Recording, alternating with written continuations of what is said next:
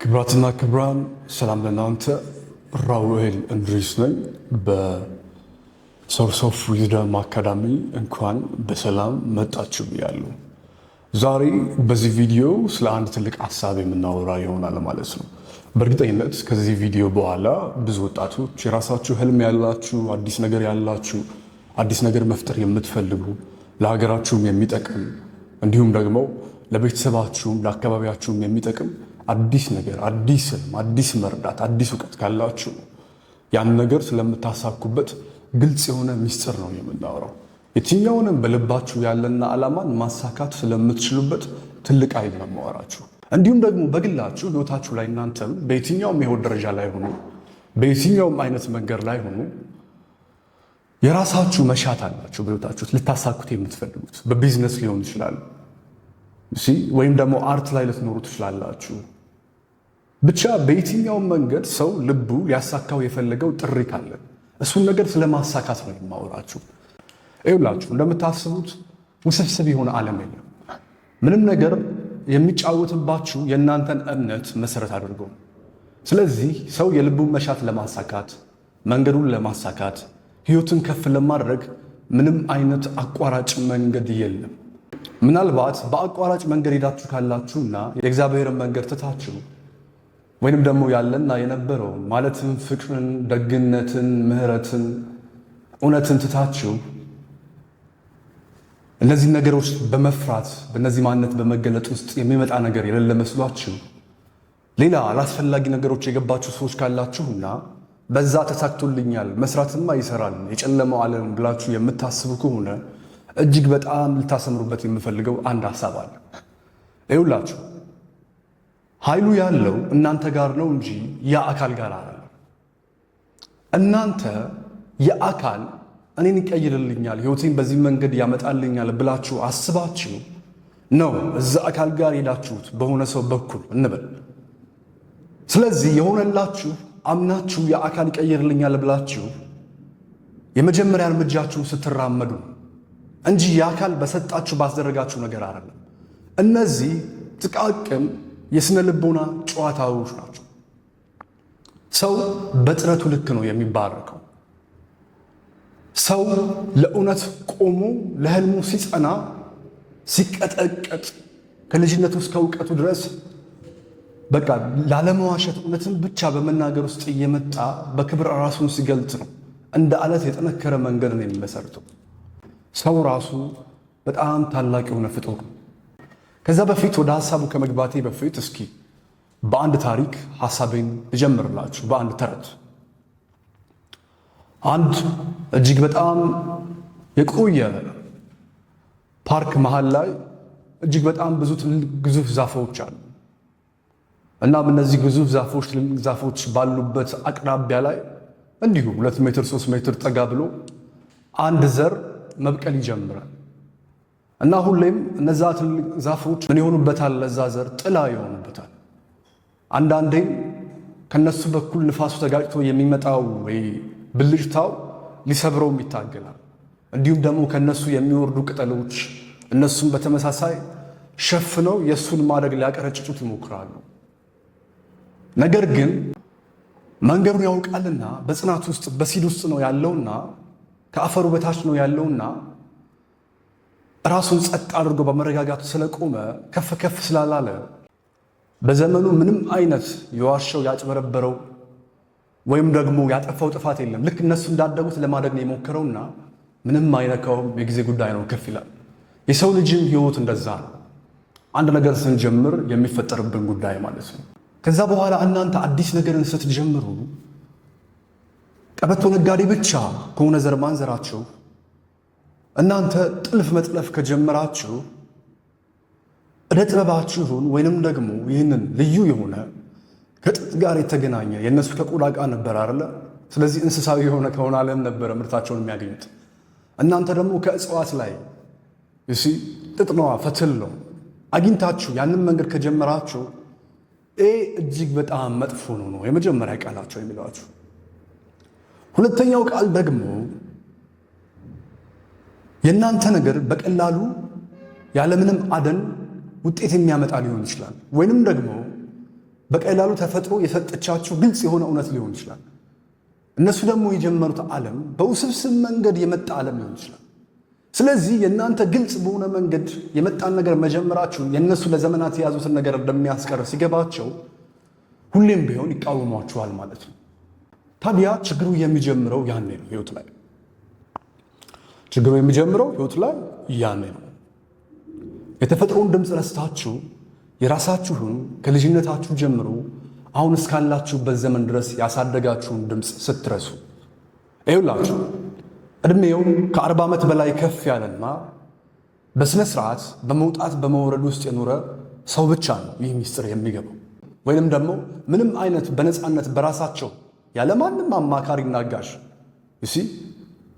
ታሪክ ካስቀመጠላቸው፣ ሃይማኖቶቻቸው ካስቀመጡላቸው እንዲሁም ደግሞ በተለያዩ መንገድ በመጽሐፍ ምናምን ከተማሩት በዛ መንገድ እየሄዱ ራሳቸውን ያሰለጠኑ በተግባር ነው እገሌ እንዳለው እያሉ የተማሩ ህዝቦች ናቸው ያሉት በዙሪያቸው። ብዙዎቻችን አዋቂዎችን ሾመን አስቀምጠናል ለእኛ የሚያውቁልን እና ስለ ራሳችን አናውቅም። ብዙዎቻችን አይኖቻችን ተገልጠው ነው እንጂ እየተራመድን ያለን ነቅተን አይደለም እየተራመድን ያለን። በእርግጠኝነት ይሄ የምላችሁ በደንብ ተከትላችሁን ከሄዳችሁ በኋላ የምለውን በደንብ ታገኙታላችሁ።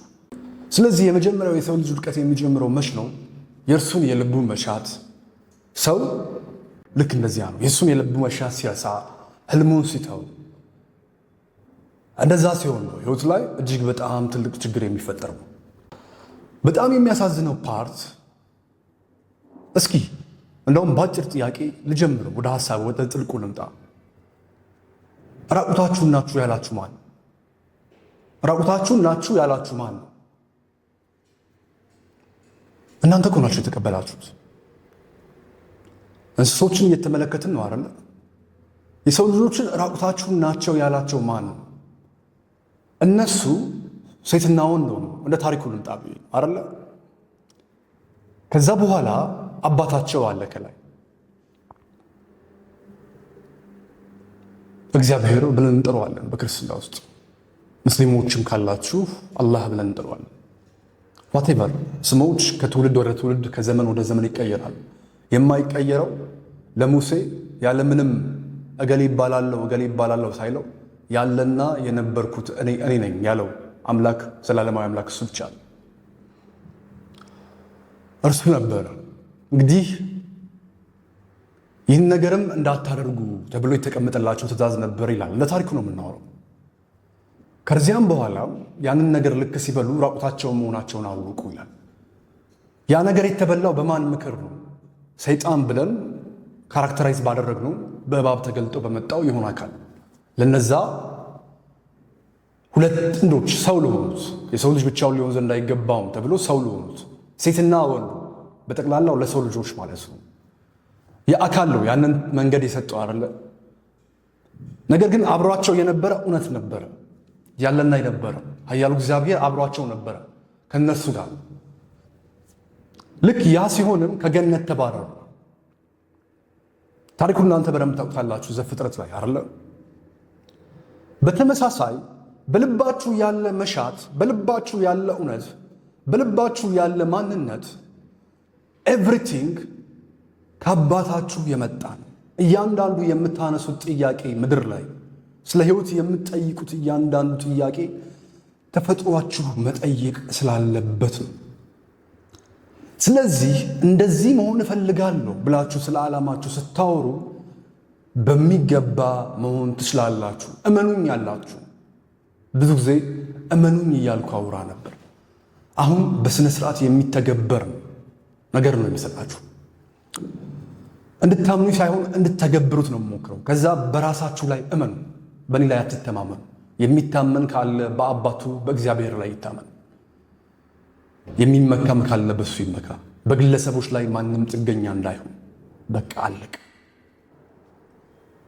ስለዚህ በልባችሁ ያለ ልታሳኩት የምትፈልጉት መንገድ፣ የልባችሁ መሻት፣ ልትሆኑት የምትፈልጉትና ስትመኙነት ስታስቡት የኖራችሁት በልጅነት ዘመናችሁ ሰማኑ ያላችኋቸው ድምፆች፣ ያያችኋቸው ህልሞች፣ የሆነ ሰው ሲጎዳ ያለቀሳችሁት እንባ፣ ሰዎችን አንድ ላይ የመሰብሰብ ፍላጎት ከነበራችሁ፣ ሰዎችን ከታሰሩበት ባርነት ነፃ የማውጣት ፍላጎት ከነበራችሁ፣ ቤተሰቦቻችሁ ከተለያየ ሃይማኖት የመጡ ከሆኑ፣ ሀገራችሁ ከተለያዩ ኮሌክቲቭ ከሆነ ሳይኮሎጂካል አርክታይፖች ማንነቶች ስነ ልቡና የተገነቡ ይሄ ፐርሰናላይዝድ ያለው ራሱን የቻለ ማህበረሰብ አንድ ሰው እንደ ምልክት እንኳን የማይቆምባት ሀገር ከነበረች መቼም ትልቅነት ከዛ ሀገር አይመጣም። ሁሌም ትልቅነትን ከሌላ ቦታ ነው የምናመጣው። የኛ ሀገር ታላላቆች በተነሱ ቁጥር ቀብረን ነው የምንጠላቸው። ስለዚህ የልቡን ድምፅ አዳምጦ ሰው ለልቡ ድምፅ መታመን አለበት።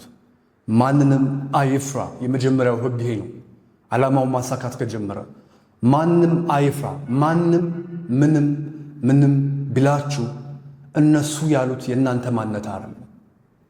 ደግሞ አንድ ትልቅ ነገር ልንገራችሁ። ፕሮጀክሽን ሲባል ሰምታችሁ አታውቁም? ሰዎች ሁሌም ቢሆን እናንተ አንድ ሐሳብ ስታመጡ በዛ ሐሳብ ላይ ወዲያው ነው ምላሽ የሚሰጡት። ቤተሰብ ሊሆኑ ይችላሉ፣ ጓደኞች ሊሆኑ ይችላሉ፣ የሥራ ባልደረቦች ሊሆኑ ይችላሉ፣ በፊት ላይ የሚያውቋቸው ሰዎች ሊሆኑ ይችላሉ፣ ዘመድ፣ በተለይ የሩቅ አካላት የነበሩ ብዙም የማይቀርቧቸው። ሁሌም ቢሆን እናንተ አዲስ ነገር ስትጀምሩ፣ አዲስ መንገድ ስትይዙ፣ ልታሳኩት የምትፈልጉትን ነገር ስታማክሯቸው፣ በቀላል አማርኛ ለምሳሌ እናንተ ማሳካት የፈለጋችሁት ጉዳይ የሆነ ቢዝነስ መጀመሩ እንዲህ ነው ሲባል እንዲህ ይሄ እንኳን ከባድ ነው ልጄ ነው የሚለው። ወይም የሆነ አካል አረኝ ሰው እረፍ በዩ ብሎ ለእናት ነው የሚደውልላት፣ ለአባት ነው የሚደውልላት። አንተ ስትራብ ማንም አልነበረም። አንተ ስትጠማ ማንም አልነበረም። አንተ ወጣትነት ሄደ ባከነ ስትል፣ ስታዘን፣ ስታለቅስ፣ ምሽት በሙሉ ስታሳልፍ፣ የዓለም ስርዓት በሙሉ ሲገፋ፣ መታመንህን በቤተሰብህ በህዝቡ ላይ በማህበረሰብህ ላይ አድርገህ ስትንቀሳቀስ፣ የሁሉ ጫና ሲወርድብህ እንደ ማሽን እንደ ኮምፒውተር ፕሮግራም ተደርጎ ሃይበርኔት እየተደረገ ሪስታርት እየተደረገ እንደሚንቀሳቀስ ጠዋት ወጥተህ ሌሊት የሆነ ነገር የምታደርገው ያንተ ያልሆነ ዓለሙ ስትተራመስ ደሞዝ ተብሎ ጊዜ እጅግ በጣም ውዱ የሆነውን ሀብት እንዴት ሰው በጊዜ ውስጥ ገንዘቡን ይሸጣል? በጊዜ ውስጥ ማንነቱን ይሸጣል? ገንዘቡን በጊዜ እንዴት ይለካል? በጊዜ ተመድበው የሚሰጥ ሳንቲም አልበቃ ብሎ ስትንፈራገጥ፣ ምሽቱ ሲጨልምብህ እግዚአብሔር ሆይ አድነኝ የት ነው ያለው ብለህ ስታለቅስ ማንም ከጎንህ አልነበረም። ሕይወት ላይ ግን ሁሌም አዲስ ነገር ስትጀምር፣ አዲስ መንገድ ስትጓዝ፣ ስትራብ ያላበሉ፣ ተጠምተህና ጠጣ ያላሉ፣ ከፍቶ የሆነ አዲስ ነገር ስትጀምር ከልጅነት ጀምሮ ይሄማ በጣም ከባድ ነው እያሉ ሞራልህን እኮ ዝቅ ሲያደርጉት ነበር። ወይንም ደግሞ ተቸግረህም እንደው አንተ አንዳንዴ አትችልበትም ለምን አስመሳይ አይደለህም ደውለህ ሄለው እንደዚህ እንታግዘህ ይፈልግ ነበር ወንድሜ ስትላቸው ድምፅህና መረጋጋትህ ኃይል ሙላት ያለህ የዋሸ ይመስላቸውና አይ ያሉ ብዙ ሰዎች ሊኖሩ ይችላሉ። በእርግጠኝነት ግን አዲሱን መንገድህን፣ ህልምህን፣ የልባችሁን ጥሪ ምንም ይሆን አልኳቸው። ይኸውላችሁ ትንሽ የሚባል ህልምና ጸጋ የለም። ይህም በሚገባ ከጥንት ጀምሮ ይህም በሚገባ አስረድቻችኋለሁ። ትንሽ የሚባል ስራ የለም።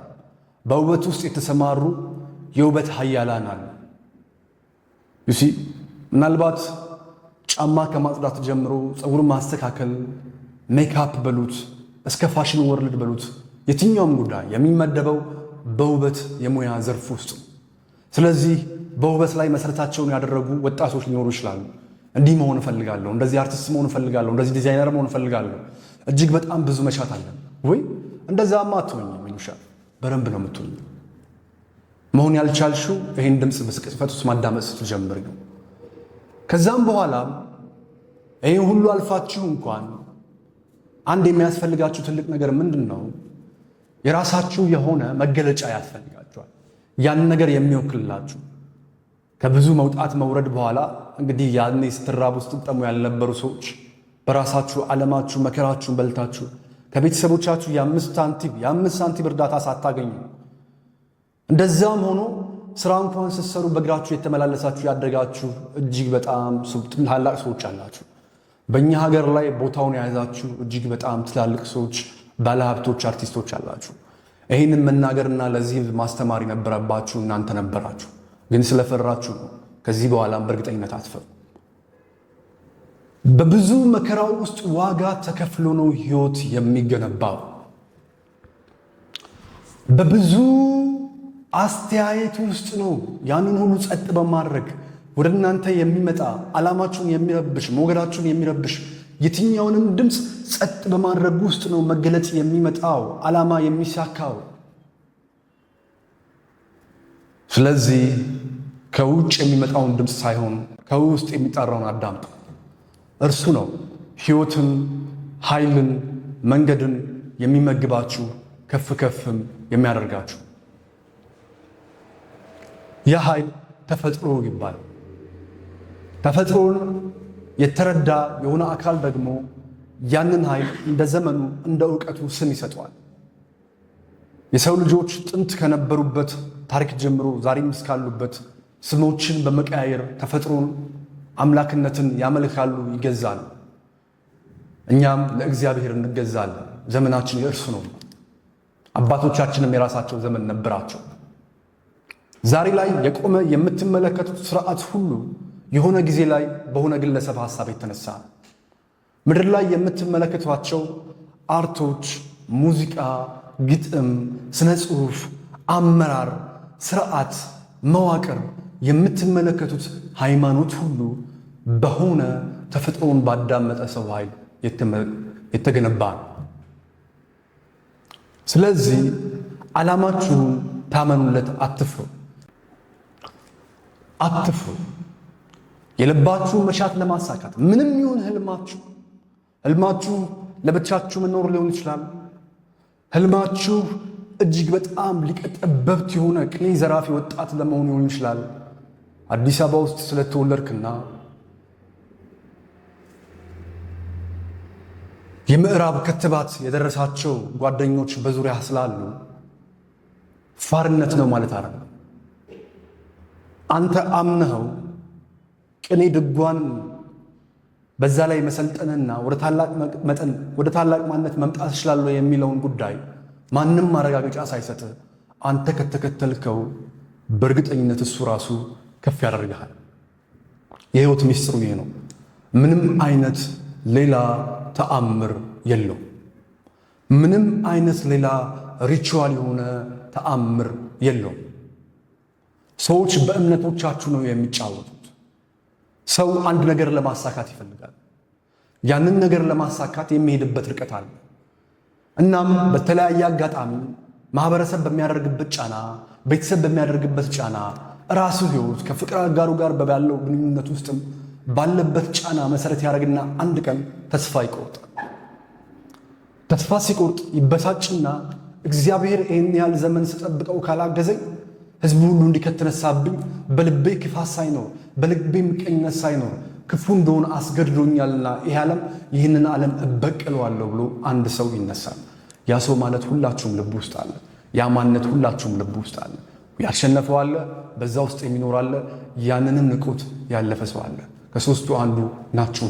የትኛውም የሰው ልጅ ፍጥረት የሆነ መንገድን ይከተላል እንደ ሀገሩ እንዳለበት። ምናልባት ኢሮፕ ከሆነ ያለው ለሆነ አካል ማገልገል የሆነ ሙያ ተምሬ እንዴትም ብዬ እንደዚህ ሰርቼ እንደዚህ አርጌ ስርዓቱ በሚፈቅድ ሊል ይችላል እንደ ሀገሩ። በተለያየ ቦታ ላይ ሰዎች ይኖራሉና የራሳቸው ትውፊት የራሳቸው ተስፋ ሲቆርጡ የሚሄዱበት መንገድ አለ። እኛ በሚገባንና በምንፈራው ቶፒክ ስመጣላችሁ እጅግ በጣም ተራ ስለሆነ ማለት ነው። እናንተን የሚገዛ ቅንጣት ታክል እንኳን ኃይል ስለሌለ ማለት ነው። እስከ ዛሬ ድረስ የተነገራችሁ መንገድ ሁሉ የእናንተ እስራት አይምሯችሁን ጥፍንግ አርጎ ያሰረ ተረት እንጂ እውነት እንዳልሆነ ለሰው የመጣ ለሰው የሚያገለግል ቋንቋና ስርዓት እንጂ ሰውን ባሪያ የሚያደርግ አንድም ነገር የለ ይገባችሁ ዘንድ ይህን እላችኋል። ሄዳችሁ የሆነ መንገድ ተስፋ ቆርጣችሁ እንደውም ለሰይጣን እገዛለሁ አላችሁ። ሄዳችሁ እንዲህ የሆነ መንገድ አለ ተብላችሁ የሆነ አካል ወሰራችሁ የሆነ ነገር ፈጸማችሁ እና እንዲህ አድርጉ ተብላችሁ ሄዳችሁ ሰራችሁ አደረጋችሁ። በቃ የገበያው ተሰርቶልሃል፣ የእንትኑ እንደዚህ ተደርጎልሃል፣ ሂድ እዚህ ቦታ እዚህ ቦታ ላይ ገበያው ይጀምራል፣ እንደዚህ አድርግ ተባለ። you understand me? ከዛ በኋላ ሄዳችሁ አደረጋችሁ፣ ባንክ ተበደራችሁ፣ ተፈጸመ፣ ተሳካላችሁ። ከዛ በየወሩና በየዓመቱ መጋረጃ ስር ቁጭ ብለው እንደዚህ አየውልህ የሚሉ ወረኞችና የእምነት ነጋዴዎች የነዛ ቆሻሻ መንፈስ የተሸከሙ ግለሰቦች ስርዓት ነው ዛሬም ድረስ ሀገራችንን እያንቀጠቀጣት ያለ። እናንተ ቆሻሾች ይህንን የምታደርጉ እና የተሳካው ጉዳዩ ተስፋ ቆርጣችሁ ይሄ ያድነኛል ብላችሁ አምናችሁ ሮጣችሁ ስለሄዳችሁ አቋራጭ ስለተጠቀማችሁ ነው። የአቋራጭ መንገድ ደግሞ ሁሌም ሰላም ይመስላል። ቀውሱ ግን እጅግ ከባድ፣ ግብሩ እጅግ በጣም ከባድ። ስትሄዱም የአካል የምትሄዱለት አካል ልታማክሩት አምናችሁት እኮ ሄዳችሁት። ስንቶቻችሁ ተራራ አቋረጣችሁ? እኔ እውነት እናገራለሁ ለዘላለም አንድም ቢሆን አልፈራም። ስለዚህ ከልቤ እናገራለሁ። ያላቋረጣችሁት ተራራ የለም። አድርጎ የተባላችሁትን ያላደረጋችሁት የለም። ሰዎች በተፈጥሮ ደም ምናምን እንፈራለን። ሰዎች በተፈጥሮ አሉብን። የሆነ መጽሐፍ አሳታሚ ተቋም አለ። ያ ተቋም አሳትሞ የሚሸጠው በሚሊዮን የሚያሳትማቸው መጽሐፎች አሉ። መሰረታዊ መጽሐፎች የእነሱ አይምሮዎቻችን ናቸው። እነሱ መጽሐፎች ናቸው አይምሮቻችንን ባይዘው የገዝተው ዛሬም ድረስ የዓለምን ቅርጽ ሰጥተው እየኖሩ ያሉት እንጂ በራሱ የሚኖር አንዳች እንኳን ሰው የለም። አብዛኛው መንገዶች በውሸት የተገነቡ ናቸው። ከዛም እንደዚህ አድርጉ ብሎ በተረት የተነገሩልን በብዙ መንገድ የተመገብናቸውን በብዙ መንገድ ሰዎች ከልጅነታችን ጀምሮ ከፍ እስከምን የተነገርናቸውን ጉዳይ የምንፈራውና የማንፈራቸው ማንነቶች አሉ። በቋንቋ ውስጥ እኛ ራሳችን ኃይል ሰጥተን ራሳችን የተገዛንላቸው ጣዖት ሰርተን እያመለክን ማለት ነው። እገሌ የሚል ተረት አንብበናል። ጭራቁ ምናምን በቃ ጭራቅ ፈጥረናል። ጭራቅ አለ፣ ይመጣል፣ ይታያል፣ የምርም አይንም ይፈጥሯል። ምክንያቱም ዓለም የእናንተ ነጸብራቅ ነውና ፕሮጀክት ያደርጋል። እና ድሮስ በሰላም በኃይል በማለም እናውጥ የምትቆሙ ከሆነም ዓለም ምንም አቅም የለውም። ሺህ ዘመን ያውራል። እንደ ዛፉ ጉዳይ ነው። ሁሌም ጥንታዊ የሆነ እጅግ በጣም ያደገ ዛፍ እሱን ከፍ የሚበልጥ ትንሽ ከፍ የሚል ዛፍ ሲመጣ ስለማይወድ ማለት ነው።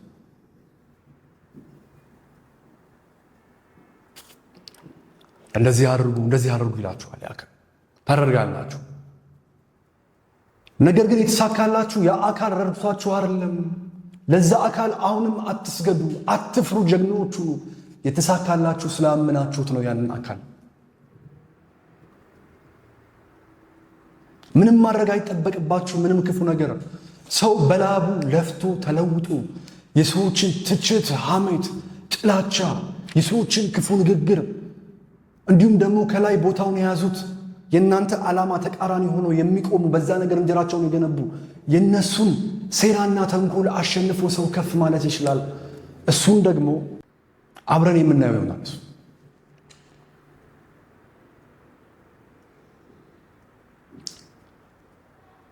የተለወጣችሁት ለመጀመሪያ ጊዜ በድፍረት ባንክ ቤት ሄዳችሁ ብር ተበድራችሁ ገበያ ይሳካልኛል ብላችሁ ኢንቨስት ያደረጋችሁ ቀን።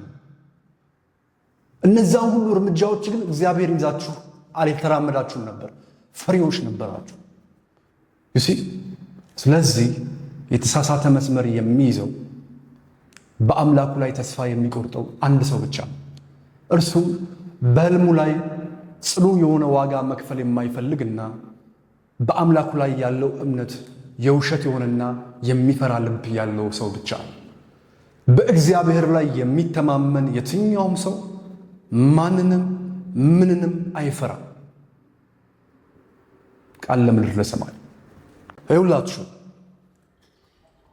ትውልዶች ሆይ ንንቃ። ከተማችሁን፣ ዙሪያችሁን ተመልከቱ። ምን አይነት ሰዎች ናቸው በዙሪያችሁ ያሉት? ቢዝነሱን የያዙት ከትናንሹ ቢዝነስ ጀምሮ እስከ ትላልቁ መሀል ከተማ ላይ መጥተው እየኖሩ ያሉት ከፍ ያሉት ትላልቅ ባለሀብቶች ሁሉም በእርግጠኝነት መጀመሪያ የነበርኩበት ሀገር የነበሩበት ቦታ ሌላ ነበር። ወደዚህ ለመጡ ጀግኖች ስለሆኑ እዛ ያለውን ወሬ እነሱ የተገኙበትን አለ አይደለ? ይሄ እዘኑለት። ህዝቡ እኮ ጠልቷችሁ አይደለም። በቃ ማንም ሰው ይውላችሁ አንድ ትልቅ የሆነ ስነ ልቦና አለ። ጥሩ ሐሳብ እንደው መጣል። ሰዎች ዋጋ ካለው ነገር ይልቅ የሚመርጡትን ሰዎች ዋጋ ካለው ነገር ይበልጥ የሚመርጡት ብዙ ድምፆች ያሉትን ጉዳይ ነው። የመጀመሪያው ይህን የሚመርጥ አካል ቤተሰብ ወይም ዘመድ ነው ወይም ፍቅረኛ ነው ወይም ጓደኛ ነው። ቤተሰብ እያልኳቸው ያሉት የስጋን ብቻ አይደለም፣ በጣም የሚቀርባቸው አካል ማለት ነው። እነዚህ ሁሉ አካሎች ዘመዶቻቸውን ትተው እዚህ መሃል ከተማ ላይ ተገኝተው ከፍ ያሉት ከፍ ማለት ስለቻሉ፣ ጀግና ስለሆኑ፣ ዋጋ ስለከፈሉ። እናንተ ባላችሁበት ዝቅ ያለ የህይወት ደረጃው ስላላችሁ ቤተሰቦቻችሁ የሚነግሯችሁን እገሌ እንዲህ አስደርጎ ነው፣ እገሌ እንዲህ አድርጎ ነው የሚል ተረት አቁሙ። ኢትዮጵያ እኔ ከዚህ አደገኛ ከሆነ ስርዓት መቼ እንደምትወጣ አላውቅም። እሱን የምታዳምጡ ከሆነ እናንተም ያለመመርመር፣ ያለመሞከር፣ ያለመተግበር ህልማችሁን በመፍራት አይ እገሌማ እንዲሆነ እኮ ነው ትላላችሁ፣ ይከተላችኋል። ይሄ የዛር መንፈስ ወይንም ደግሞ ሰልጥነናል ተምረናል ልበልና ዛር ዘር ነው፣ አዲስ ነገር የለውም። ጀነሬሽን ማለት ነው። የጀነሬሽን ስፕሪት ወይንም የጀነሬሽን የአስተሳሰብ ማዕቀፍ ማለት ነው። ይሄ ዲፕ የሆነው ሰብኮንሽስ፣ አንኮንሽስ፣ ኮሌክቲቭ አንኮንሽስነስ ያልተማራችሁት የለም እኮ አይደል? ያ ማንነት ያጅን ይከተላችሁ፣ ያሳዳችሁ። ቃላቶች እጅግ በጣም ከባድ ናቸው። ስለዚህ ከዚህ በኋላ የኔ ትውልድ ማንም ላይ በማንኛውም መንገድ ክፉ ወሬ እንዳያወራ። እገሌ እንደዚህ አድርጎ ነው እሰየው፣ አይመለከታችሁም። ስለ እገሌ በማውራት ውስጥ የሚመራ የህይወት ማዕከል የላቸውም። እሺ እናንተ ለዓለም ምንድን ነው የምታደርጉት? የእናንተ ህይወት ምንድን ነው? የእናንተ መንገድ ምንድን ነው? ህይወታችሁ ውስጥ ዓላማችሁ ነው? ዓላማ አላችሁ? ራሳችሁን ትወዳላችሁ? ክርስቶስ ኢየሱስ ምን አለ? ጠላቶቻችሁን እንደራሳችሁ ውደዱ አለ። ትወዳላችሁ ጠላቶቻችሁን እንደራሳችሁ? እሺ ብትወዱስ? ውሸት እኮ ነው መውደዳችሁ። ለምን ውሸት እንደሆነ አስረዳችሁ እንዴት እንደሆነ። ሲጀምር ራሳችሁን ትወዳላችሁ? ጠላቶቻችሁን እንደራሳችሁ ውደዱ እኮ ነው የተባላችሁ። ራሱን የማይወድ መልኩን የሚጸየፍ አካሉን ያልተቀበለ ሰውነቴ ትንሽ ነው ትልቅ ነው ብሎ ገና የሚያስብ ጭንቅላት፣ እገሌ እንደዚህ ነው ብሄሩ እገሌ እንደዚህ ነው ብሄሩ ብሎ የሚያስብ የእገሌን ብሄር የሚጠላ ጭንቅላት፣ መልኩን የሚጠላ ጭንቅላት፣ በሃይማኖት የሚፋለም አንዱን የሚያንቋሽሽ አንዱን የሚያዋርድ ጭንቅላት ኖሯችሁ እናንተ ናችሁ ራሳችሁን የምትወዱት? ከዚህ ነገር ተመለሱ። እዚህ ውስጥ ያላችሁ ሁሉ ሰው ራሱን ሳይቀበል ራሱን ሳይወድ ዓለምን ሺህ ጊዜ ወደድኩ ቢል በምንም አይነት ተአምር ወደ ከፍታ አይመጣም። ይሄ መስመር ነው የሳታችሁት። ጠላቶቻችሁን እንደራሳችሁ ውደዱ።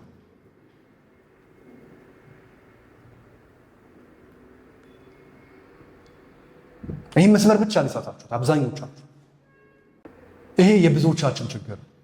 ለዛ ነው የፍቅር ግንኙነታችሁ የማይሳካላችሁ። በጣም ነው በራሳችሁ የምታፍሩት። ወንድ ልጅ ነህ፣ ብልቴ ትንሽ ነው ትልቅ ነው ብለህ በጣም ትጨነቃል። በጣም ኢንሴኪውርድ ነው ወንድም። ገና ከብልት ዓለም አልወጣም። ሴት እፈራለሁ ትላለህ። ሴት አይደለም የምትፈራው። ሴት ልጅ የምታስፈራ አይደለች። ደስ የምትል በረከት የሆነች ልምላሜን፣ አዲስ ህይወትን፣ ዓለምን የምትገልጽ ታላቅ ፍጡር ናት። ወሲብ ነው የፈራው። ወሲብ እንድትፈራ አድርጎ የቀረጸ እጅግ በጣም ከውጭ የመጣ ድምፅ ስላለ፣ በስልኮች በኩል እየገባ እጅግ በጣም የሚረብሽ ዓለም ስላለ ይህን ፍርሃት መች ነው የምታሸንፈው? አላቀኝ። ስለዚህ መጀመሪያ ሰው ራሱን ይቀበል፣ ተፈጥሮን ይረዳ። አይኖቼ ምንድነው ትርጉማቸው ይበል መጀመሪያ ሰው። አይምሮ ምንድነው የሚሰራ ይበል መጀመሪያ ሰው። እጆች፣ ጣቶች፣ ሰማይ፣ ፀሐይ፣ ኮከብ፣ ጨረቃ የተፈጥሮን ኃያልነት የሚገልጹ የእግዚአብሔርን ኃያልነት የሚገልጹ ነገሮችን ሁሉ የሰው ልጅ መጀመሪያ ይመርምር። ምንድነው ትርጉማቸው ይበል። ወደ ምስራቅ ተመልከቱ ሲባል ዝም ብላ አንገትን አታዝም። ወደ ምስራቅ መመልከት ምንድነው? ተመልከቱ ስላለ አትመልከት፣ ገብቶ ተመልከት። ያኔ እኮ ጣዕም ይኖረዋል በቤተ መቅደሱ ደጃፍ መገኘትህም። ምስራቅስ ወዴት ነው? በጣም ከባድ ጥያቄ ነው። ጊዜው ሲደርስ ትረዱታላችሁ። አንድ ነገር ገብቷችሁ አድርጉ። ገብቷችሁ ካላደረጋችሁት በአምላካችሁ ላይ ያላችሁ እምነት ውሸት ነው ያልኳችሁ። ገብቷችሁ ካላደረጋችሁት በአባታችሁ ላይ ያላችሁ እምነት ውሸት ነው። ለምንድን ነው? እስኪ እንመልከት። ትውልዳችን ሃይማኖተኛ ነው፣ ደግሞ ሃይማኖት አታርጉም የሚለውን በሙሉ ይፈጽማል። መሪዎቹም አይገስጹም፣ ከላይ የሾም ናቸው። እንደውም አሁን ወጣቱ በሰዋል ለመገሰጽ ስለ መብቱ ሲነካ ሃይማኖት የተነካ ብሎ በፍቅር በስነ ስርዓት ይፍን ሊያስረዳ የሚሞክር ወጣቱ ሆናል። የሾም ናቸው መንበራቸው ላይ ችግር ተፈጥሯል ማለት ነው።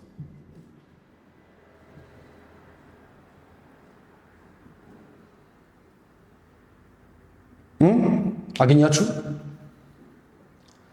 ስለዚህ ገብቷችሁ አንድ ነገር ስታደርጉት ሃይማኖታችሁ ይሁን ትምህርታችሁ ይሁን ሕይወታችሁ ይሁን ከልባችሁ ተረድታችሁ ስታደርጉት ይሰራል። የስኬት ሚስጥሩ ያ ነው። እየፈራችሁና ሙሉ ለሙሉ ሳትረዱት ከሆነ ግን ያንን ነገር የምታደርጉት ምን ይፈጠራል? ከፍ ዝቅ ማለት ይመጣል። መቼ? ከውጭ ድምፅ በሰማችሁ ቅጽበት።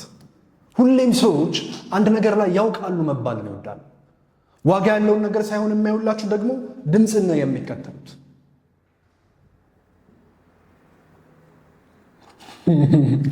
እና ሰዎች እናንተ የጀመራችሁት አዲስ ስራ ነው፣ ህልባችሁ። የሆነ አካል እንደዚህ እንዴት ይጀምራል እኮ መጥፎ ነው ብሎ ለቤተሰብ ተናገረ። መጀመሪያ ቤተሰብ ሊሆን ይችላል ዝም ያላችሁ በርቱ ያላችሁ፣ ከዛ ጎረቤት ይጀምራል። ከዛ እናንተ የነበራችሁበት ቦታ አለ አይደል፣ ቤተሰብ የተገኛችሁበት ማህበረሰብ፣ እሱ ነው ወሬውን በሙሉ የሚያራግበው ይዞ። ከዛ ቤተሰቦቻችሁ እነሱም መጥተው እንደዛ አብሯችሁ ያራግቡታል፣ ጫና ይፈጥሩባችኋል። ይሄን ሁሉ ጸጥ ማድረግ አለባችሁ በዝምታ ውስጥ። ይሄ ያልደረሰበት ማንም የለም፣ ራሱ ክርስቶስ ኢየሱስ እንኳን። ታሪኩን አንብቡት፣ አትፍሩት። መጽሐፍ የሚያስፈራ ነገር የለውም። ሕይወት የሚሰጥ ከፍ የሚያደርግ ነፃ የሚያወጣ ደስታን የሚሰጥ ቅዱስ መጽሐፍ። አትንቀጥቀጡ እንዴ! እንድታውቁት እኮ ነው የተጻፈው። ያ መጽሐፍ ለሰው ልጅ ከመምጣቱ በፊት እኮ እጅግ በጣም ብዙ መጽሐፎች ነበሩ ለሰው ልጅ፣ በጣም የሚያስፈሩ የምርም ሰውን የሚያጠፉ ከዚህ በላይ ሰውን የሚያደን ትላልቅ መጽሐፎች የታሉ? በሃይማኖቶቻችን ካሉ ቅዱስ መጽሐፍቶች በላይ የታለ? አትፍሩት። ብዙዎቻችሁ እንደ ትልቅ ነገር እየፈራችሁ ነው የምታነቡት ምናምን። ልክ ነች ነው የምትሉት። መጋፈጥ አትፈልጉም ያንን እውነተኛ ማንነት። ከዛሬ ጀምሮ ግን ተጋፈጡ።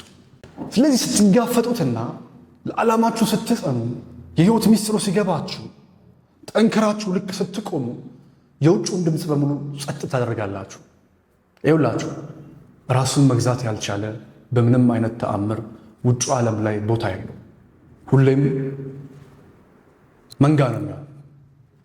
ደግሞ አንድ ትልቅ ሚስጥር ልንገራችሁ። ትልቅ ሚስጥር፣ እናንተ መሪ ሆናችሁ ተገኙ እንጂ ለዓላማችሁ የጸናችሁ ብርቱዎች ሁኑ እንጂ ነቢያቶች እንዳደረጉት፣ ቅዱሳን እንዳደረጉት፣ ኃያላን እንዳደረጉት በየትኛውም ጉዳይ ነው። ምድር ላይ የምታዩዋቸው ስማቸው ዛሬም ድረስ የሚገነው ሶቅራጠስ ምናምን፣ አርስቶትል፣ ኒውተን ወዘተ የምንመሰጥባቸው ከነሱም በላይ አይቶናላችሁ። ህልም ይመስላል አይደል? ለምን? ትንሽዬ የአስተሳሰብ ማዕቀፍ ውስጥ ነው ያላችሁት። አሁንም በመንጋው የአስተሳሰብ ማዕቀፍ ውስጥ ነው የምትመሩት። ዋጋ ያለውን አትረዱም። ብዙ ድምፆች የተሰጡትን ስሜት የሚነዳው ነው የሚወስዳችሁ። ዳት ዘ ፕሮብሌም። ከዛም በላይ ከፍ ማለት ትችላላችሁ። ጽናት ግን መሰረታዊ ጉዳይ ነው። አሁን ባልካችሁ መንገድ የውጭውን ዓለም ጸጥ ስታደርጉት ምን ይፈጠራል መሰላችሁ? ሰዎች ለውጣችሁን ካልተረዱት፣ እናታችሁም ከሆነች ውዷ እናቴ እወድሻለሁ፣ ይሄ መንገዴ ነው። ሁሌም በስሜት ነው እነዚህ ሰዎች የሚመጡት። ይህን እንዳትረሱ። ይኸውላችሁ የስሜት ትችትን የስሜት ምክርን አመሰግናለሁ ብላችሁ ወደ ቆሻሻ ገንዳ ጣሉት። የመረዳት የምታደርጉትን ነገር አንብቦ ገብቶት ሊረዳችሁ ሞክሮ የሚመጣን ኃይል ብቻ ምክርና አስተያየት ተቀብላችሁ ራሳችሁን ገምግማችሁ ከፍ አድርጉበት። በቃ ያኔ ልክ እንደዚህ ሰዎች የሚልኩባችሁ መጥፎ ኃይላታት በሙሉ እነዚህ ቃሎች አሁን በእኛ ሀገር ጥንታዊ ጥበብ ላይ ሟርት ይባላል። ሟርት ይሰራል። አማወረተችብህ ሲባል ሰው ተጨንቆ በቃ በዛው ይቀራል። የሚታመሙ እጅግ በጣም ብሷል። አዲስ ሀሳብ ካሰበ በኋላ ወንድማችን አሳበሩት፣ ልጆቻችን አሳበሩት እንላለን እኮ አይደል? በተለምዶ ምንም ሟርቱ ኃይል ኖሮት አያውቅም። የሰው ልጅን የሚበልጥ ኃይል ያለው አንድም ነገር የለም። ነገር ግን ሟርት የሚለውን የሚመለከትበት ትርጉም ሰውየውን ራሱ ሽባ ስላደረገው፣ ያ ሟርት ማለት የሰዎቹ አስተያየት የሚመጣበት ስርዓት ልክ ስራውን ስትጀምሩ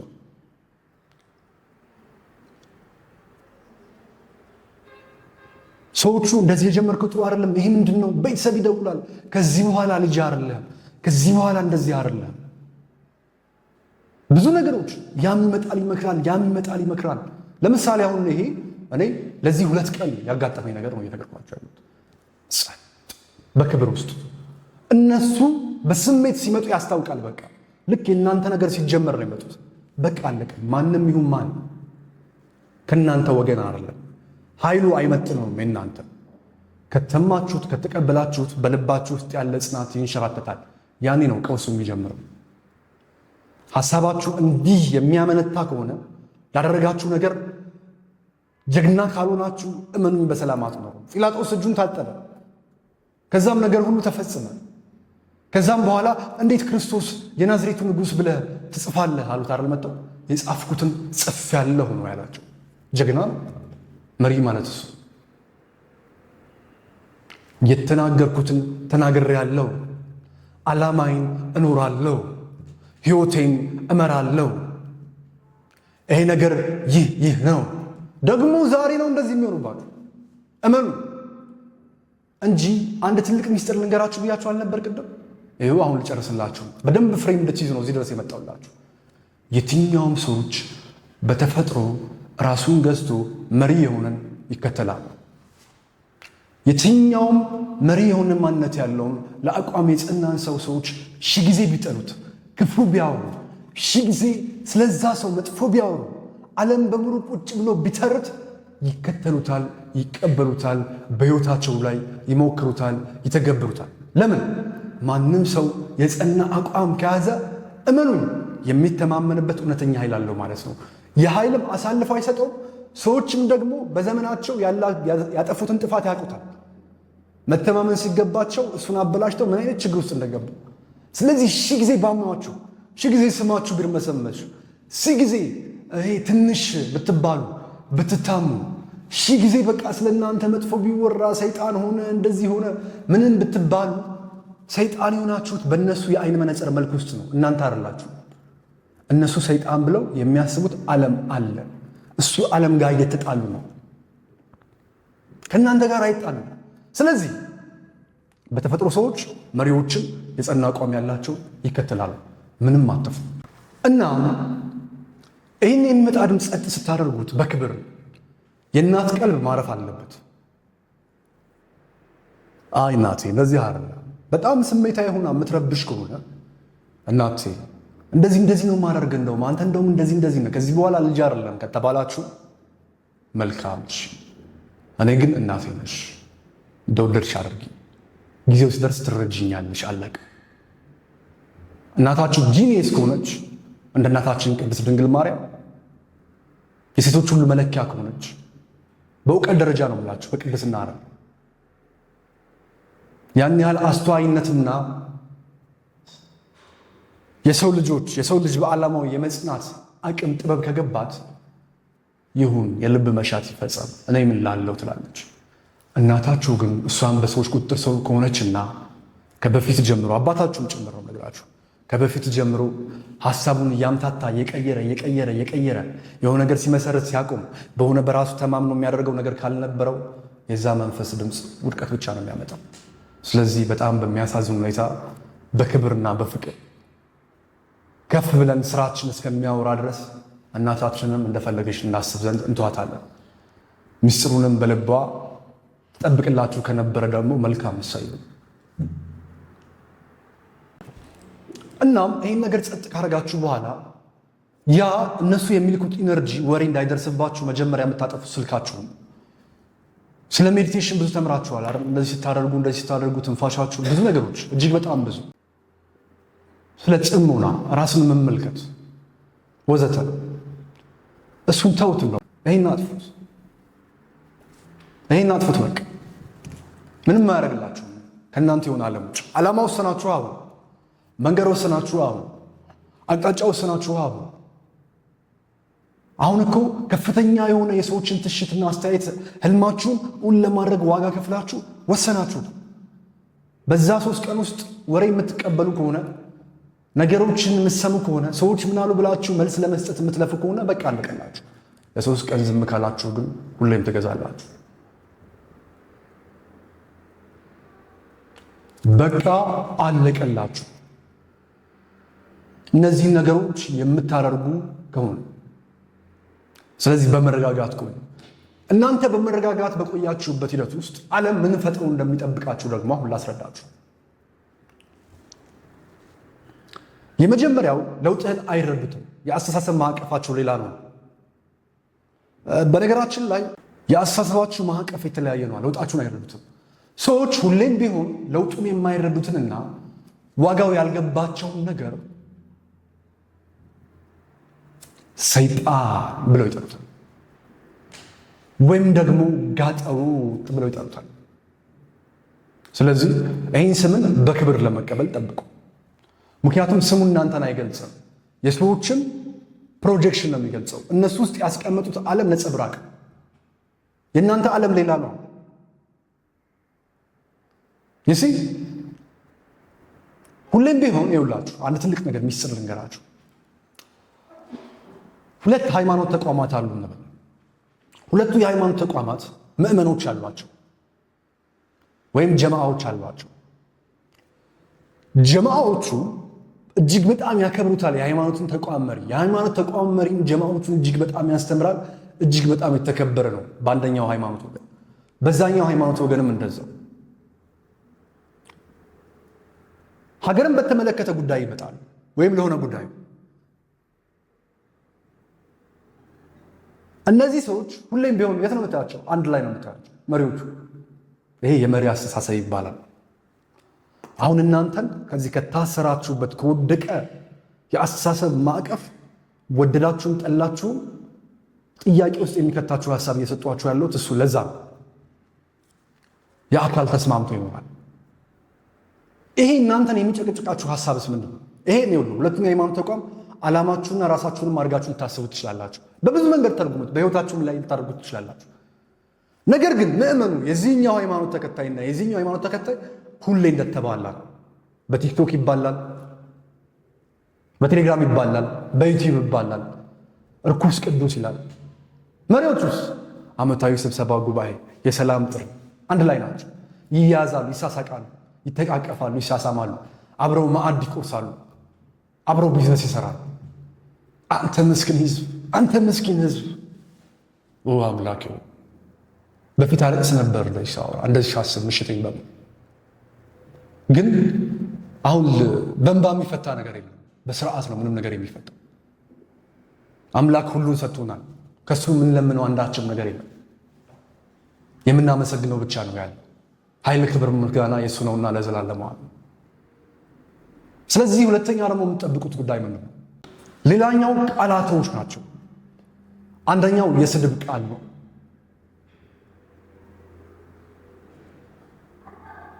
ሁለተኛው ደግሞ የተለመዱ ባዕድ ነገርን የሚገልጹ ቃላቶችን ነው የሚነግሯቸው።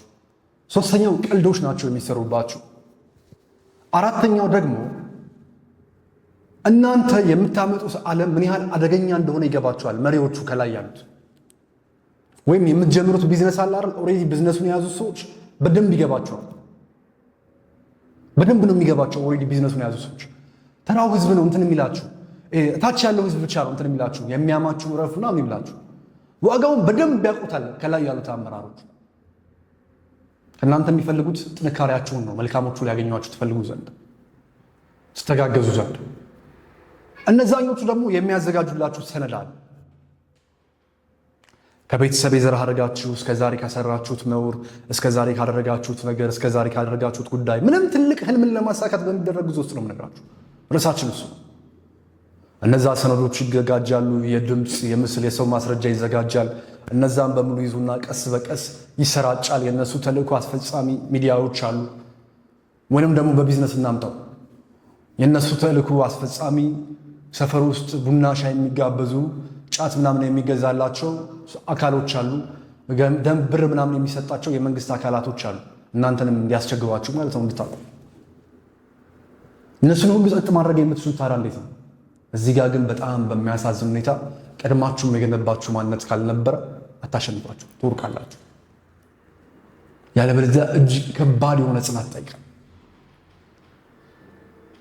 ነገር ግን ለእውነት የቆማችሁ ዋሽታችሁ የማታውቁ በሃይማኖት ስም ያልዘረፋችሁ፣ ዝናችሁን ተጠቅማችሁ ያላጭበረበራችሁ፣ ወጣትነታችሁን ተጠቅማችሁ ሴትን ያላታላችሁ፣ ሴትን ያልከዳችሁ፣ በሴት ጭን ስር ያልተረመሰመሳችሁ ቅዱሶች፣ ትዳራችሁን በጥበብ እየገነባችሁ ያላችሁ ከሆናችሁና በኃይል የተገለጣችሁ ከሆናችሁ ዓለም ሺህ ጊዜ ቢንጫጫ እናንተ ላይ የሚደርስ ማንም የለም።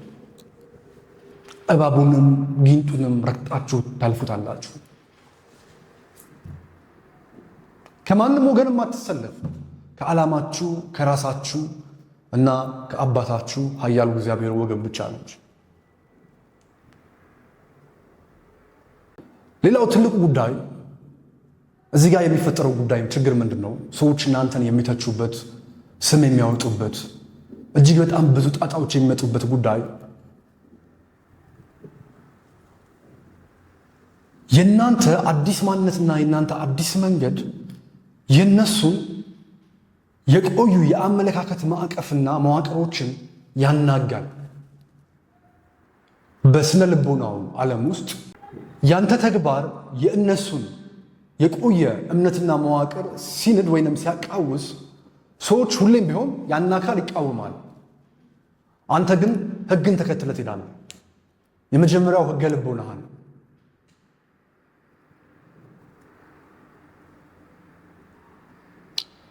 ሁለተኛው የአምላክ ሕግ፣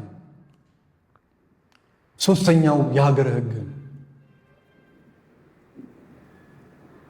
እንዲሁም የተፈጥሮ ሕግንም እንዳትረሳ። በቃ ዓለም በሙሉ አንተን ያግዛል። ያ የፈርተ የነበረው ጨንቆ የነበረው ዓለም እጅግ በጣም ውብ ሆኖ አንተን ማገልገል ሲጀምር ትመለከተዋል። ይህ በሁሉም ታላላቅ ሰዎችና ግኝት ያገኙ ሰዎች ሕይወት ውስጥ ተፈጥሮ የነበረ ጉዳይ ነው። በሁሉም እናንተ በምታከብሯቸው፣ በምትደመሙባቸው፣ ከዛሬ ጀምሮ ግን ሀገራችንም ዓለም የሚያከብሯቸው እጅግ በጣም ታላላቅ ሰዎችን ትፈጥራለች።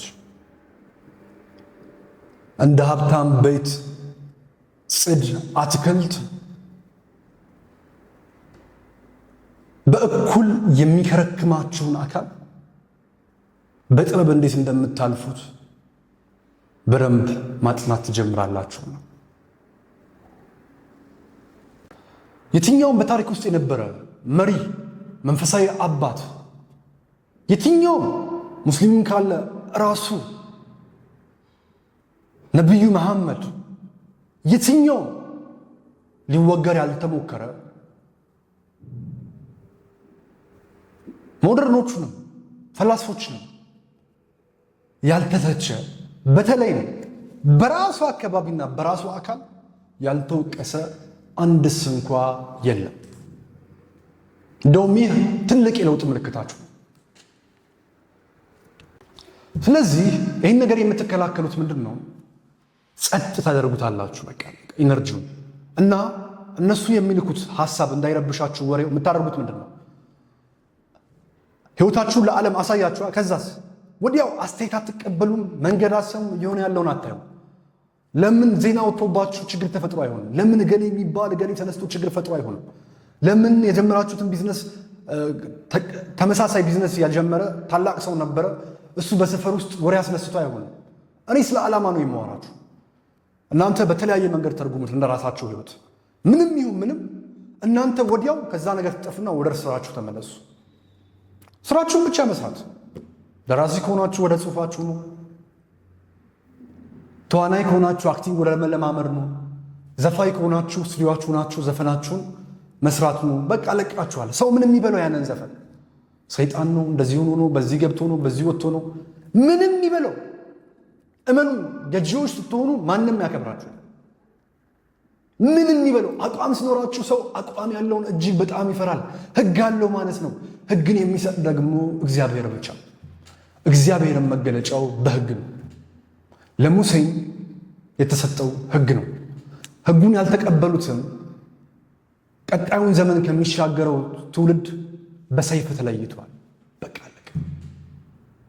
እግዚአብሔር ራሱ የራሱን ሰይፍ ይልካል። እናንተ ሕጋችሁን ጠብቃችሁ ጸንታችሁ ጴጥሮሳዊ ማንነት ኖራችሁ፣ ጴጥሮስ እንደ አለት የጠነከረ ማንነት ከላስ።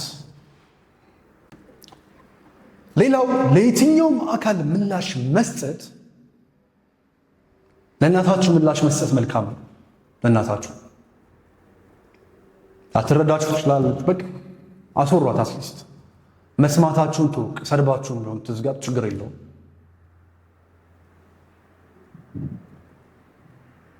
ለሌላ አካል ምላሽ መስጠት፣ ማብራራት ወዘተ ታሪኮቻቸውን መመገብ ነው። ራሳቸውን ተፋልመው ስለ እናንተ ጭንቀት ይዟቸዋል አይደል? አድረው ውለው ተጋግጠው እንዴ የራሴ ህይወት የለኝም እንዴ ብለው ከራሳቸው ጥፋት ራሳቸው ይማሩ። እናንተ አንድስ እንኳን ልትከላከሏቸው እንዳትሞክሩ። አንድ ፊቷችሁን ሲመቷችሁ ሁለተኛውን ደግማችሁ ስጧቸው። እዛው ከራሳቸው ጋር ምኑኝ ነው ብለው ይተዋቸዋል። ይሄው ነው።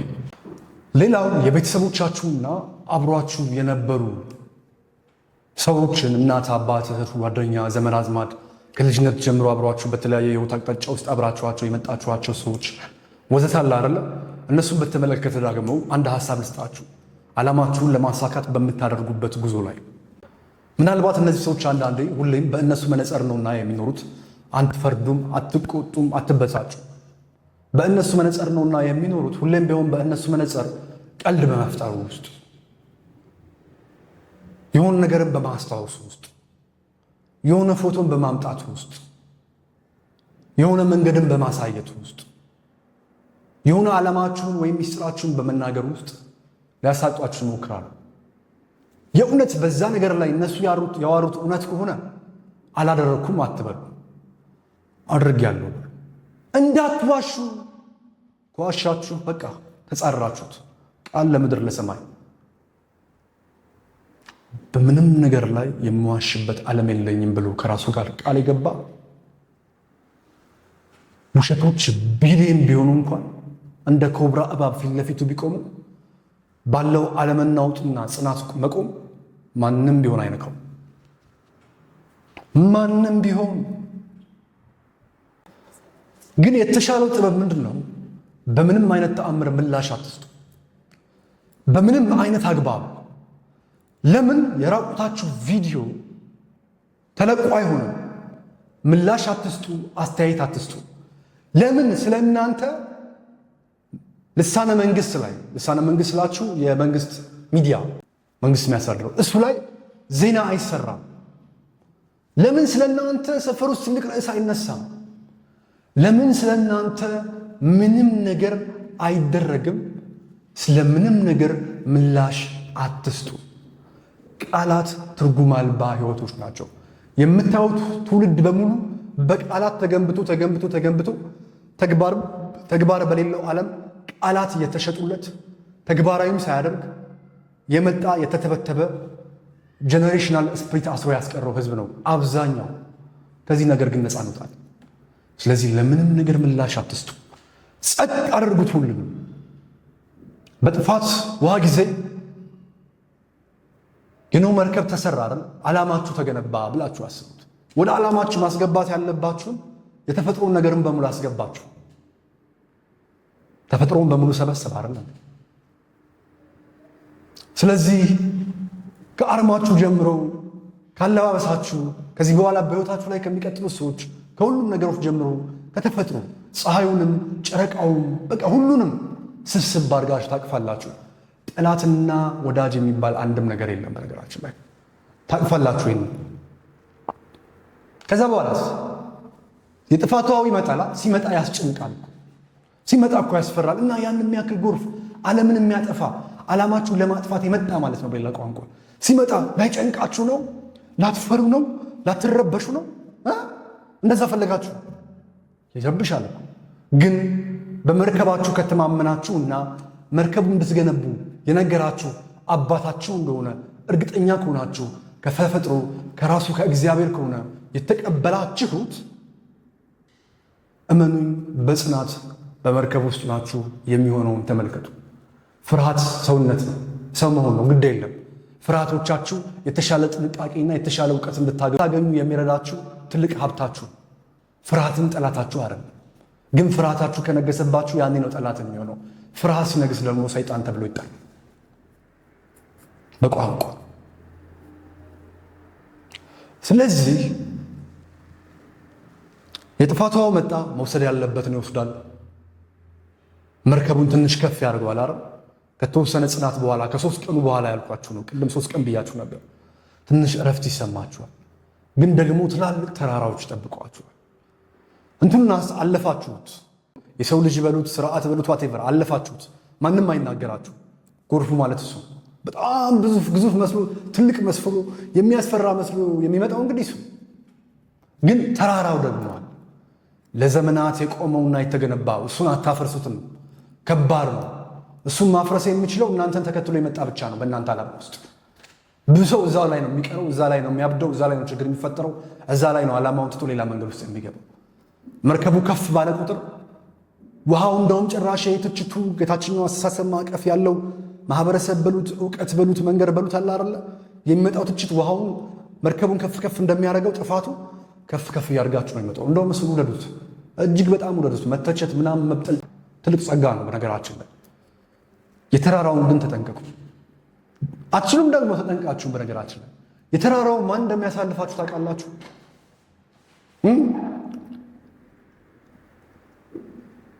ውሃው እጅግ በጣም እየሞላ ይመጣል። አረ እናንተን ለመጣል ነበረ የሚመስለው የውሃው መጠጥ። ነገር ግን ውሃው ከተራራውን በላይ ከፍ እያደረጋችሁ ይመጣና ተራራውን ያሰጥመዋል። መርከቧም ያንን ተራራ መሻገር ባለባት ሰዓት ላይ ወይም ዓላማችሁ ያንን መንገድ ያንን ችግር ማለፍ ባለበት ሰዓት ላይ እግዚአብሔር የውሃውን ሙላት የሕዝቡን ደግነት ያ ሁሉ ጥላቻ የነበረውን ወደ ደግነት ይቀይረዋል። ያ ሁሉ እኮ ነው ያ ሁሉ ሲነግራችሁ የነበረው ጸንታችሁ ቆማችኋል። ሕዝቡ ራሱ ደግሞ ከዋናው ስርዓት የኛ ነው ብሎ ተራራውን ያሳልፋችኋል። ከዛ በኋላ ከሕዝቡም ጋር ከተራራውም ጋር ለብዙ ዓመት ከቆዩት እነዛ ዛፎች ጋር ማለት ነው ከእግዚአብሔር ጋርም በጽናት ማንነታችሁ ሳይናወጥ ስራችሁን በአርምሞ ትቀጥላላችሁ። ከስራው ውጭም የምታደርጉት አንዳችም ነገር የለም። አንድ አቅጣጫ ብቻ ህይወታችሁ ላይ ይኖራችኋል። ያኔ ታሸንፋላችሁ። ይህን ደግሞ በዘመናችን አብረን እንመለከታለን። በወሬ ሳይሆን በተግባርና በህይወት እናያለን። ሌላው መረዳት ያለብህ ጉዳይ አንተ የህይወት መንገድህን ለነሱ የማረጋገጥ አንዳችም እንኳን ኃላፊነት የለብህም። ያንተን ህይወት ማንም አይኖርም። ህይወትህ ራሱና ተግባርህ ስራህን ማን እንደሆንክ የሚያረጋግጥላቸው። ስለዚህ ይህን ነገር ለማሸነፍ አንድ ነገር ላይ ብቻ ትኩረት ማድረግ መቻል አለባችሁ። እንዲሁም ደግሞ አፋችሁ ከመናገሩ በፊት በተግባር ሳታብራሩ ለማንም ጥያቄ ሳትመልሱ ዝም ብላችሁ ለዓለም ድምፃችሁን ላኩ። የእናንተ ድምፅ፣ የእናንተ ኃይል፣ የእናንተ ጽናት ራሱ ከዓለም የሚፈልገውን እየሰበሰበ ከሰው ልጆች እየመረጠ ከፍ ከፍ ያደርጋችኋል። የሚጠሏችሁም ዛሬ ቢያንቋሿችሁ ኢቭን በአደባባይ ቢመጡ በዓላማችሁ ላይ ሰፈር ውስጥ የሚሆን እንደኛም ሚዲያ ላይ የምትንቀሳቀሱ ነው። ለምሳሌ በእኛ ልምጣ። ሚዲያ ላይ መጥቶ ስለ እናንተ መጥፎ አውራ ወይም ስለ እኔ መጥፎ አውራ አለ። በእርግጠኝነት ነው የምነግራችሁ የሚያፍርበት ዘመን ይመጣል። ዘመን የራሱ የሆነ ዋጋ ሳጥን፣ የስጦታ፣ የኃይል፣ የመነሳት ከፍ ማለት ጊዜ አለው ለሁሉም የሰው ልጅ እንደ መልኩ እንደ ጸጋው። ተፈጥሮ ራሱ እኮ የራሷ ስርዓት አላት፣ ወራት አላት አይደል? እስኪ የጨረቃ አቆጣጠርን ተመልክታችሁ ይሄ ዓለም ያስተማራችሁን ካላንደር አይደለም፣ በተፈጥሮ ዓመትን መቁጠር ጀምሩ። ያን የሰው ልጅ ህይወትን በደንብ ይገባችኋል። ስለዚህ አንድ ነገር ላይ ትኩረት ማድረግ፣ አንድ ነገር ላይ ብቻ። እኔ አንድ ወንድም ነበረኝ ትልቅ ነገር ነግሮኝ ዛሬ አልገባኝም። እዚህና እዚህ ጋር አይን አለን። እኛ እዚህና እዚህ ጋር እሺ አልኩት። እዚህና እዚህ ጋርም ከጀርባ አይን አለን አለኝ። እሺ ኖረን አልኩት። እዚህና እዚህ ጋርም ኖረን አለኝ። እሺ ኖረን አልኩት። ወዴት ነው የምትራመደው? እጅግ በጣም ከባድ ነው። እኛ አሁን ቱ ዳይሜንሽን ብናይ 3 ዳይሜንሽን 4 ዳይሜንሽን 5 ዳይሜንሽን 6 ዳይሜንሽን ብንገባ እንደማለቱ እያስረዳኝ ነው። እንዴት ነው ሀሳቡ? ያን ያህል ከባድ ነው ለመረዳት። ሁሉም ሲያይ ቅርጽ አልባ ይሆናል። ለምሳሌ አንዳንድ ምስሎችን የቪዲዮ ምስሎችን ተመልክታችሁ አታውቁም? አንዳንድ ካሜራዎች ዓለምን ከታች ክብ ያደርጓትና 360 ዲግሪ የሚሰሩ ካሜራዎች ይሽባቸው አይናችን 360 ዲግሪ ቢመለከት አስባችሁታል? ሰውነትን ማዘዝ እኮ ግራ ሊያጋባን ነው። የሆነ ነገር ፈልገን ልክ ስናየው በየትኛው በኩል እንዳየነው ያንን የፈለግነውን ነገር አናቅም። በዚህ አይነውም በዚህ አይነ። ስለዚህ ወደፊት ስንራመድ ከኋላው ነበር ያየነው፣ ችግር ይፈጠራል። በተመሳሳይ ሰውም አንድ ነገር ለማሳካት ሲፈልግ አንድ ዳይሜንሽን መከተል አለበት። አንድ ህልም፣ አንድ ዓላማ፣ አንድ ጉዞ፣ ለአንድ ነገር መታመንና ራስን መስጠት፣ ዋጋ መክፈል አለቅ። ያለበለዚያ አንዴ ፍቅር ምናምን፣ አንዴ እንደዚህ ምናምን፣ አንዴ ቢዝነስ፣ አንዴ እንደዚህ፣ አንዴ ደራሲ፣ አንዴ ተዋናይ፣ ካሜራማን ሲያገኙ ተዋናይ፣ መዋኛ ገንዳ ሲያገኙ ዋናተኛ አይነት መንፈስ አያዋጥ። ለአንድ ነገር መገዛት አለባችሁ፣ በጽናት ጸንታችሁም ለመቆም። ይህንንም እንዳትረሱ። ሌሎች የኃይል መርሆችን ልስጣችሁ። የትኛውም ለውጥ ጸንቶ መቆምን ይፈልጋል። ለዛ ነገር ጸንቶ መቆም ደግሞ የኃይላችሁ መለኪያ ሚዛን ነው። ብዙ በምትናገሩ ቁጥር፣ ምላሽ በምትሰጡ ቁጥር ኃይላችሁን ስታባክኑ በዓላማችሁ ላይ፣ ነገር ግን በስራችሁ በተግባራችሁ ልክ ስታሳዩና ስታስተምሩ ያ ሁሉ እናንተ ሊጥል የተነሳ ኃይል ቀስ በቀስ እያንዳንዱ ይከተላችኋል። እያንዳንዱ። ስለዚህ ጸንቶ መቆም በራሱ የመለኮት ኃይል የማይናወጥ ማንነት ያስፈልጋል። ሌላው ትልቅ ህልም ያለው ሰው፣ የሰለጠነ መርህና ዓላማው ላይ የተማመነ ሰው ከህይወቱ ከሚመጣ የትኛውም ድምፅ ትምህርት ይወስዳል እንጂ አይፈራም። በጸጥታ ውስጥ ናችሁ ገደብ ስትገነቡ ከዚህ በኋላ እገሌ ገሌ በህይወቴ ላይ ያለ እገሌ ገሌ የለም፣ እንዲህ ካልሆነልኝ ኤክስቼንጅ ላምጪው እንዲከፈል ህግ ያስገድዳል ይላል እኮ ገንዘብ አይደለ? ሀብት ልክ እንደ ውሃ ነው። ተረዳችሁ? ታይታም አይፈልግም። ያለበለዚያ ውሃው ሽታ ማምጣት ይጀምራል፣ ችግር ይፈጥራል። ብቻ ተውት። በስነ ስርዓት በቀጥታ ያንደርሳንደ የምትፈልጉትን ነገር ገደብ ማበጀት አለባችሁ። ታችሁ ላይ ግልጽ በሆነ መንገድ ከሰው ትውውቅ፣ ከምትሰሩት ስራ፣ ከገቢ ምንጫችሁ ኤቭሪቲንግ አንድ መስመር ብቻ። ልክ ገደቡ ሲገነባ ያ ገደብ መንገዱ የሆነ ራሱን የቻለ ውሃ፣ ይህም ማለት ሀብቱም፣ ሰውም፣ የዓላማ አጋዡም፣ ስራውም፣ የምትፈልጉት ነገር በሙሉ በዛ ውስጥ የሚፈስም። ብዙ ቱቦዎች ካሉት ወይንም ብዙ ባውንደሪ የሌለው ዓለም ካላችሁ ብዙ መፈረካከስ ይፈጠራል። ታሪክን ተመልከቱ። ደግሞ ሁሌም ቢሆን ዓላማችሁን ለማሳካት በምታደርጉበት ሂደት ላይ ሰዎች የሚነግሯችሁን አይደለም፣ ራሳችሁ መጽሐፍን አንስታችሁ እናንተ ራሳችሁ ታሪክን ተመልከቱ። ታሪክን መጽሐፍን ያነሳችሁ ራሳችሁ ታሪክን ተመልከቱ። ስለ ሀገራችሁ ስለምትገኙበት እናንተ ራሳችሁ ታሪኮችን አንብቡ፣ ታሪክን ተመልከቱ። በታሪክ ውስጥ እጅግ በጣም ብዙ ነገር ትረዳላችሁ። የነበራችሁበት ዓለም በሙሉ የታሰረ ጭንቅላት ውስጥ እንጂ ለካ እናንተም በታሪክ የምትደመሙ ሳይሆን ታሪክ የምትሰሩ ትውልድ መሆን እንደምትችሉ ትነቃላችሁ። የትኛው ምድር ላይ ዛሬ ላይ ከፍ ያለ የታላላቅ ሰዎች ስራ፣ ዩኒቨርሲቲ በሉት፣ ትላልቅ ተቋማት፣ ትላልቅ ዲጂታል መረቦች፣ ሀገራችን የሚመሩ የሚያስተዳድሩ የትኛውም አይነት ኩባንያ፣ የትኛውም አይነት ኢቭን የመንግስት ስርዓቱ አወቃቀር፣ ኢቭን የመንግስት ቤተ መንግስት ቦታ አያያዞች፣ የከተማ አሰፋፈሮች፣ ማስተር ፕላኖች፣ ኤቭሪቲንግ የትኛውም ምድር ላይ ያሉ ታሪኮች፣ ቅርሶች፣ አሰራሮች፣ አመለካከቶች፣ መጽሐፎች ራሳቸው እንኳን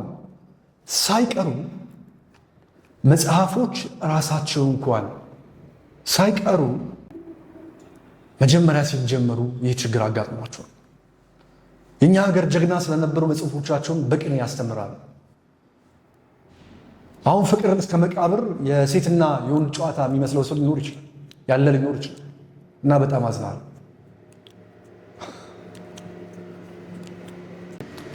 በወቅቱ ሰይጣን የተባለ ነገር ሁሉ ከፍ ሲል የተባረከ ይባላል። በወቅቱ የወደቀ ነገር የተባለ ሁሉ ከፍ ሲል የተባረከ ነገር ይባላል። ዩኒቨርሲቲ፣ መንፈሳዊ ተቋሞች፣ ፍልስፍናዎች፣ የምትከተሏቸው እያንዳንዱ ሃይማኖቶች እንኳን ሁላችሁም የምትኮሩባቸው ከጥንት ጀምሮ የነበሩት የሰው ልጅ ከነበረበት ዘመን ጀምሮ እስካሁን ድረስ ያለ የትኛውም አይነት አመለካከቶች፣ የማህበረሰብ እሴቶች፣ ህጎች፣ ሁሉ ነገሮች የተመሰረቱት ለዓላማቸው ዋጋ በከፈሉ ሰዎች ነው። ስለዚህ ትውልድ ሆይ አትፍራ፣ ፈሪ አትሁን፣ አትንበጭበጭ። አባቶች እንደዛ አይደሉም፣ እጅግ በጣም ጀግኖች ናቸው። ስለዚህ ክብራትና ክብራን፣ በስተመጨረሻም የምነግራችሁ አንድ ትልቅ ነገር ምንድን ነው? በዓላማችሁ ከጸናችሁ እና እነዚህን መንገዶች ከተከተላችሁ በኋላ ከእናንተ የሚጠበቁ 4 መሰረታዊ ህጎች አሉ። እርሱም እስከዛሬ በሕይወታችሁ የነበራችሁን ስራና እስከዛሬ ስታደርጉት የነበረውን ጉዳዮች ዶክመንትድ በሆነ ዓላማችሁን በሚጠብቅ መልኩ ማዘጋጀት ነው። ሌላኛው ሐሳባችሁና ልታሳኩት የፈለጋችሁትን ነገር ፕሮዳክትም ይሁን ሰርቪስም ይሁን ምንም ነገር ይሁን እሱን ለማሳካት የሚረዳችሁን የእውቀት መስፈሪያዎችን መወሰን። በቃ አለቀ። ከነዛም ዘላለም አትወጡም ሺህ አዲስ ነገር ቢመጣ። ከዛ ውጭ ደግሞ እናንተን ከሚመስሉ አካላት ጋር በፍጹም ሂዳችሁ ደጅ እንዳጠሩ። የዓለም ትልቅ ሚስጥረው እየነገርኳችሁ ያሉት እነሱ ራሳቸው እናንተ ጋር ይመጣሉ። ምክንያቱም ታላላቆቻችሁ ናቸውና። አልቃሻና ስሜቱ አይፈልጉም። መሪ ሞራሉና ልቡ ገዢ ሊሆን ይገባል። ማለቃቀስ ደግ አይደለም። እናም ፍርሃት አልባው ናችሁ በጽናት ስትቆሙ ዓለም በሙሉ እናንተን ያግዛል። ዓላማን የማሳካት ሚስጥሩ ይሄ ነው። ይሄ ማለት በሌላ ቋንቋ ልባችሁ ላይ ሐሳብ መጣ፣ እምነት መጣ፣ ራእይ መጣ፣ ተልእኮ መጣ፣ እንዳላችሁበት ሕይወት ሙስሊምም ሆኑ ክርስቲያን ያንን ሐሳብና ያንን ስሜት የሰጣችሁ አምላካችሁ ከሆነ ዓላማችሁ የምርም ቀናና የምርም በሕይወታችሁ ላይ በንጽህና ከኖራችሁ ምንም ነገር ሳትፈሩ እያለቀሳችሁትም አይደለም። ስላለቀሳችሁ አባታችሁ የሚሰጣችሁ አንድም ነገር የለም። በጽናት በጸሎት ውስጥ አባታችን ሆይ በሰማያት የምትኖር ስምህ ይቀደስ፣ መንግሥትህ ትምጣ ይላል አይደል? ጸልዩ። በቃ አለቀ። ያ ጸሎትም ምን ማለት ነው የሚለውም በደንብ ይግባችሁ። በነገራችን ላይ በደንብ ይግባችሁ። የዕለት እንጀራችንንም ስጠን የሚለው ቃል በተለይ የዕለት እንጀራችንንም ስጠን የሚለው ቃል በተለይ በደንብ ይግባችሁ። ከዛ ውጭስ መጨረሻ ላይ ኃይል፣ ክብር፣ ምስጋና ያንተ ናትና ለዘላለሙ አሚን። የእናንተ የሆነ አንዳችም ነገር የለም። እግዚአብሔር በእናንተ ላይ የሚሰራው ተልእኮ እንጂ። በቃ ከላስ መኮፈስ፣ ጉራ የዓላማ ጠላቶች ልንገራችሁ። የእውነተኛ የእግዚአብሔር የሀብት የከፍታ አዲስ ሐሳብ የማምጣትና በሰላም ውስጥ የመኖር ጥበብ። አንደኛ ነገር ከአንድ ሴት ውጭ ማወቅ። ለእሷ ብላችሁ አለ ለራሳችሁ ክብር ስላላችሁ አትልከሰከሱ፣ ኃይላችሁን አሽጡ፣ አትሰማሩ ቆሻሻ በሆነ በዚህ የዓለም መንፈስ ላይ። ሁለተኛው ትልቁ ጉዳይ በጣም አስፈላጊ መሰረታዊ፣ ይሄ ቢፈጠርና ችግር ቢፈጠር እንኳን ይሄ በዚሁ በአንደኛው ላይ ያለ ድጋሚ ትዳር ውስጥ ሳትገቡ ምንም አታረጉም። ትዳር ውስጥ ከመግባታችሁ በፊት ይሁንም አይሆንም ትዳራችሁንም በክብር ትጠብቃላችሁ። አለቀ። ይሄ አንደኛ ያልኳችሁ ውስጥ ያለ ሌላኛው ነጥብ ነው። ሁለተኛው ትልቁ ጉዳይ ውሸት፣ ለገንዘብ ብሎ ራስን መካድ፣ ምህረት አልባ መሆን፣ ሌላን መጥላት፣ ራስን መጥላት አይቻልም። ይሄ ካለ መቼም ቢሆን አትገዙም፣ ምድር ላይ ዓላማችሁን አታስፈጽሙ። ሶስተኛውና ትልቁ ጉዳይ ለዓላማችሁ ያላችሁነት ላይ ጸንታችሁ መቆምና ማንነታችሁን ከፍ ከፍ ስትሉ አለ አይደለ የቀድሞ ማንነታችሁና የተነሳችሁበትን በፍጹም እንዳትረሱ። ከረሳችሁ በዛ ሰይፍ አለ፣ ጦር አለ፣ ረብሻ አለ። በቃ አራተኛውና መዝጊያው ጉዳይ ምን? ከዚህ ሁሉ በላይ ግን ሕይወትን